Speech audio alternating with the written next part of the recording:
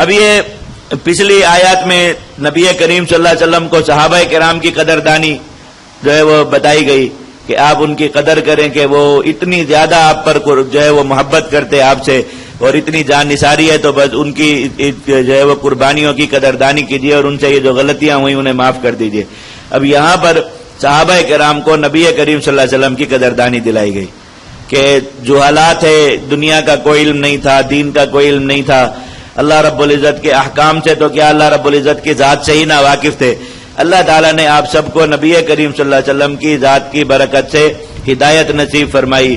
اور جو ہے وہ شریعت کا علم نصیب فرمایا، قرآن جیسی دولت اور نعمت نصیب فرمائی۔ تو ایسے نبی کی قدر کیا کرو۔ یہ جو تم نے طرز عمل کیا، کسی نے ان کے ساتھ ضد کر لی، کسی نے ان کی بات نہ مانی، نافرمانی کر لی، کوئی ان کا ساتھ چھوڑ کر چلا آیا، یہ کام کرنا مناسب نہیں۔ اللہ کے نبی صلی اللہ علیہ وسلم کی قدر کیجیے، جو ناقدری کرے گا اللہ رب العزت کے عذاب کا شکار ہوگا۔ تو اس طرح اللہ تعالیٰ نے سب کو ایک دوسرے کے ساتھ جوڑ دیا واپس، صحابہ کرام کی غلطیاں معاف فرما کر ان کے دلوں سے پریشانی دور کر کے انہیں واپس اجتماعیت میں جوڑ دیا،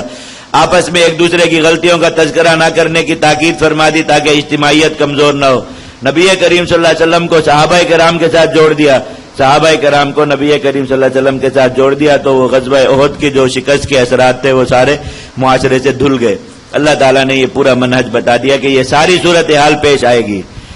جب بھی شکست ہوگی یہی ہوگا، جماعت میں بھی کمزوری پڑے گی، امیر بھی ناراض ہوگا اور یہ سارے معاملات پیش آئیں گے، زخم بھی ہوں گے، لاشیں بھی ہوں گی، منافقین کی زبانیں بھی تیز چلیں گی، سب کچھ ہوگا۔ تو ان ساری چیزوں سے نکلنے کا یہ پورا نصاب آپ کے سامنے سورہ آل عمران میں موجود۔ لقد من اللہ علی المؤمنین، اللہ تعالیٰ نے احسان فرمایا ایمان والوں پر جب ان میں ایسے رسول بھیجے جو انہی میں سے ہیں، یتلو علیہم آیاتہ، ان پر اللہ کی آیات پڑھتے ہیں، ویزکیہم، برے اخلاق سے انہیں پاک کرتے ہیں، ویعلمہم الکتاب، اللہ کے احکام کتاب اللہ کا علم انہیں دیتے ہیں، والحکمت، اور کام کی باتیں انہیں سکھاتے ہیں، وَإِن كَانُوا مِن قَبْلُ لَفِي ضَلَالٍ مُبِينٍ، اگرچہ یہ اس سے پہلے سری گمراہی میں پڑے ہوئے تھے۔ حضرات علماء کرام نے لکھا کہ نبی کریم صلی اللہ علیہ وسلم کے منصب نبوت کے 4 کام بتائے گئے۔ جو شخص بھی مسلمانوں کی جماعت پر نبی کریم صلی اللہ علیہ وسلم کی نیابت میں امیر ہو تو اس پر لازم ہے کہ وہ اپنے مامورین میں ان 4 کاموں کی ترتیب بنائے۔ اگر کوئی امیر اپنی جماعت میں اور اپنے مامورین میں ان کی ترتیب نہیں بناتا وہ حق امیر نہیں ہوتا اور وہ نبی کریم صلی اللہ علیہ وسلم کی نیابت پر نہیں، مسلمانوں کی امارت پر رہنے کا مستحق نہیں ہے۔ مسلمانوں کو اللہ کی کتاب سکھائے، ان کا تزکیہ کرے، برے اخلاق سے انہیں پاک کرے، اصلاح کرے، انہیں اللہ کے احکام سکھائے اور جو نبی کریم صلی اللہ علیہ وسلم کی سنت ہے وہ انہیں سکھائے۔ یہ 4 کام اس کے ذمہ لازم ہیں۔ حق امیر کی علامت یہ کہ جو بھی شخص نبی کریم صلی اللہ علیہ وسلم کی نیابت میں مسلمانوں کا امیر ہوگا وہ اپنی جماعت میں ان 4 کاموں کی ضرور ترتیب بنائے۔ اولما اصابتکم مصیبت قد اصبتم مثلیہا،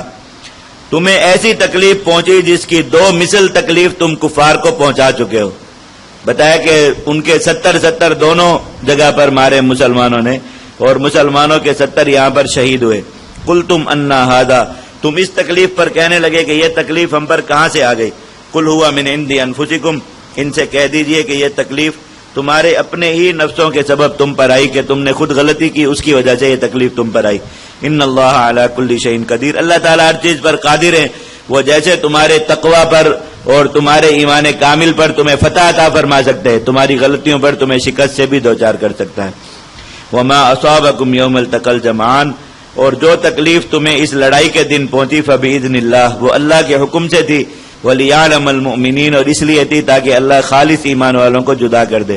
وہی حکمت جو سب سے پہلے بیان ہوئی حکمتوں میں اللہ تعالیٰ نے پھر اسے دہرایا اور ساری حکمتیں 2 بار دہرائی گئیں تاکہ مسلمانوں کے دلوں میں یہ بات بیٹھ جائے کہ جب شکست آتی ہے تو اللہ رب العزت کی طرف سے بہت سی حکمتوں کا ظہور بھی ہوتا ہے، تو یہ چیز بھی مسلمانوں کے دلوں سے شکست کا غم دو دینے والی ہوتی ہے۔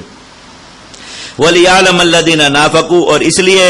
شکست سے دوچار کیا تاکہ نفاق والے لوگ جن کے دلوں میں نفاق کا اثر ہو چکا وہ بھی الگ ہو جائیں۔ اللہ تعالیٰ اس لیے مسلمانوں کی جماعت کو خالص کرنے کے لیے شکست سے دوچار کر دیتے، سخت حالات لاتے ہیں کہ وہ لوگ جو صرف اچھے حالات کی وجہ سے یا کسی جماعت کی کثرت کی وجہ سے جماعت کے ساتھ جڑے ہوں، سخت حالات کی وجہ سے جماعت چھوڑ دے چلے جائیں، اللہ تعالیٰ کو انہیں نکالنا مقصد ہوتا ہے، اس لیے خود ایسے سخت حالات لاتے ہیں تاکہ جماعت پاک رہے اور جو ہے وہ قابل نصرت رہے، اللہ کی نصرت اس پر اترتی رہے۔ جماعت میں اگر ایسے لوگ موجود ہوں جن کے دلوں میں صحیح ایمان نہ ہو، ان کا عقیدہ درست نہ ہو، ان کا عمل درست نہ ہو، ایسی جماعت پر اللہ کی نصرت نہیں اترا کرتی۔ ایک آدمی ایسے آدمی کا موجود ہونا پوری جماعت کو اللہ کی نصرت سے محروم کر دیتا ہے بسا اوقات، اس لیے اللہ تعالیٰ سخت حالات لا کر اسی آدمی کو مسلمانوں کی جماعت سے دفع کرتے ہیں۔ وقیل لهم تعالوا قاتلوا فی سبیل اللہ او ادفعوا، ان منافقوں سے کہا گیا کہ آؤ ہمارے ساتھ مل کر اللہ کے راستے میں لڑو، او ادفعوا یا صرف دفاع کرو، یعنی مسلمانوں کے لشکر میں موجود رہو تاکہ لشکر کی تعداد کفار کو زیادہ نظر آئے تو وہ مرعوب ہوں۔ قالوا، انہوں نے کہا لو نعلم قتالا لاتبعناکم، اگر ہمیں یہ لگتا کہ لڑائی ہوگی تو ہم ضرور آپ کے ساتھ جاتے۔ یہ بتایا تھا کہ عبداللہ ابن ابی اپنے 300 ساتھیوں کے ساتھ یہی کہہ کر فرار ہو گیا تھا اور کہا کہ لڑائی ہوگی تو ہم آ جائیں گے پھر مدینہ سے لڑنے کے لیے۔